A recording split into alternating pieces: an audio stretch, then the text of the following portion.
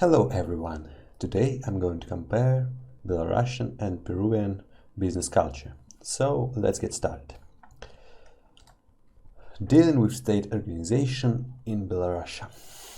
The government in Belarus is working to make state organization more acceptable to foreign partners and investors. The meeting with a Belarus state official will be more official than with businessmen. The level of manager you meet will depend on the status of your own organization. If the meeting is going well, it's common for more senior managers to be brought in.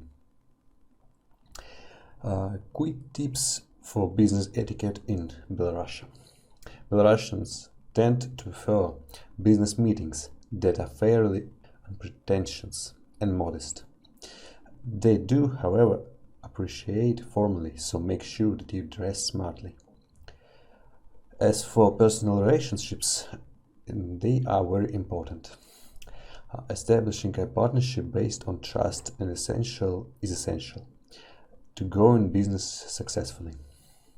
Negotiations and decision-making can be a slower process in Belarus than what you find in more Western societies.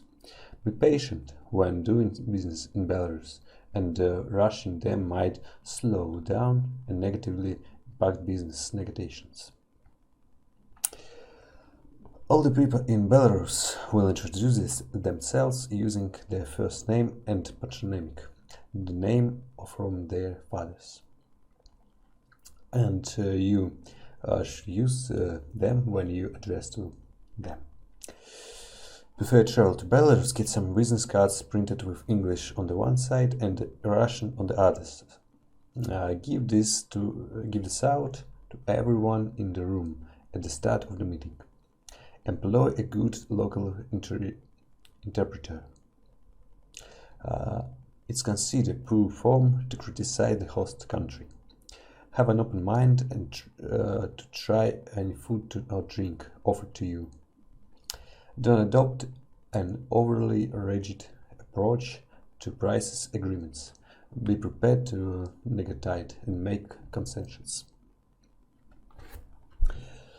So we are going to Peru.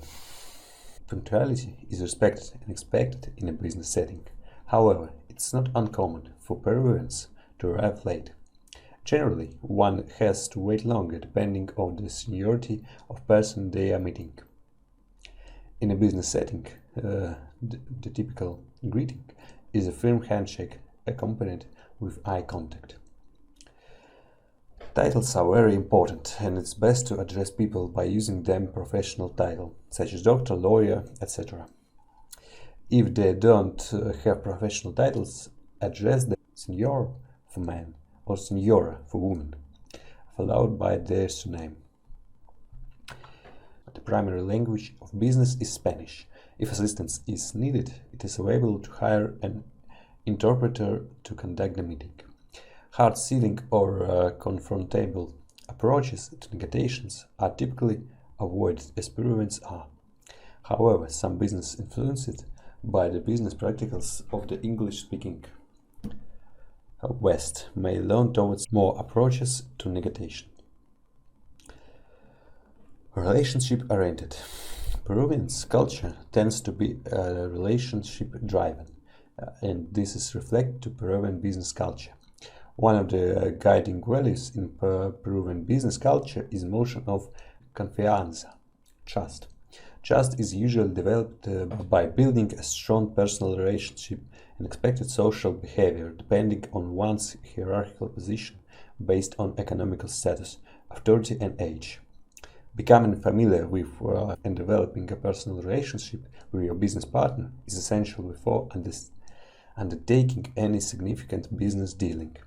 Beginning meeting with small talk or humor is common to help establish a base for relationships. Social activities outside the work environment, such as dinner or sporting activities, are seen as a good way to build rapport with business partners. Just like any traditions, cultural references and languages, business culture vary from one country to another. Although it's possible to compare certain features of countries often next door to one another with similar cultures. Even so, no two business cultures are not the same. No two businesses have the same culture or the same values, and all accord it greater or lesser importance. One thing is clear.